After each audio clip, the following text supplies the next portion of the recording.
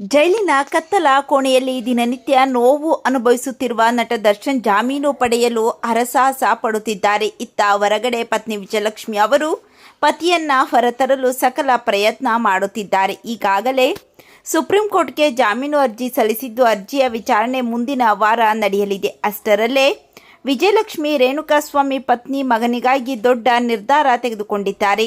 ನಿಮಗೆಲ್ಲ ಗೊತ್ತಿರುವಂತೆ ಪವಿತ್ರ ಗೌಡಗೆ ಅಶ್ಲೀಲ ಮೆಸೇಜ್ ಮಾಡಿ ರೇಣುಕಾಸ್ವಾಮಿ ತಪ್ಪು ಮಾಡಿದ್ದರೂ ಕೂಡ ರೇಣುಕಾಸ್ವಾಮಿ ಮಗು ಹಾಗೂ ಪತ್ನಿ ಯಾವ ತಪ್ಪು ಮಾಡದೆ ಶಿಕ್ಷೆ ಅನುಭವಿಸುತ್ತಿದ್ದಾರೆ ಎನ್ನುವ ಒಳ್ಳೆಯ ಭಾವನೆಯಿಂದ ದರ್ಶನ್ ಪತ್ನಿ ವಿಜಯಲಕ್ಷ್ಮಿ ಅವರು ರೇಣುಕಾಸ್ವಾಮಿ ಪತ್ನಿ ಹಾಗೂ ತಂದೆ ತಾಯಿಯನ್ನು ಭೇಟಿ ಮಾಡಿ ಪುಟ್ಟ ಮಗುವಿನ ಭವಿಷ್ಯಕ್ಕಾಗಿ ಸಹಾಯ ಮಾಡಲಿದ್ದಾರೆ ಎನ್ನುವ ಸುದ್ದಿ ಹರಿದಾಡುತ್ತಿದೆ. ಇದೀಗ ಮಗು ಆದ ಬಳಿಕ ರೇಣುಕಾಸ್ವಾಮಿ ಅವರ ಕುಟುಂಬದ ಜೀವನ ಮತ್ತಷ್ಟು ಕಷ್ಟಕರವಾಗಿದ್ದು, ಮನೆಯಲ್ಲಿ ದುಡಿಯುವವರು ಯಾರೂ ಇಲ್ಲದಂತಾಗಿದೆ. ವಯಸ್ಸಾದ ತಂದೆ ತಾಯಿಗಳು ಏನು ಮಾಡದ ಪರಿಸ್ಥಿತಿಯಲ್ಲಿದ್ದಾರೆ. ಇದೀಗ ವಿಜಯಲಕ್ಷ್ಮಿ ಅವರು ಅವರ ಕುಟುಂಬದವರನ್ನು ಭೇಟಿ ಮಾಡಿ ಸಹಾಯ ಮಾಡಲು ಸಿದ್ಧತೆ ನಡೆಸಿದ್ದಾರಂತೆ.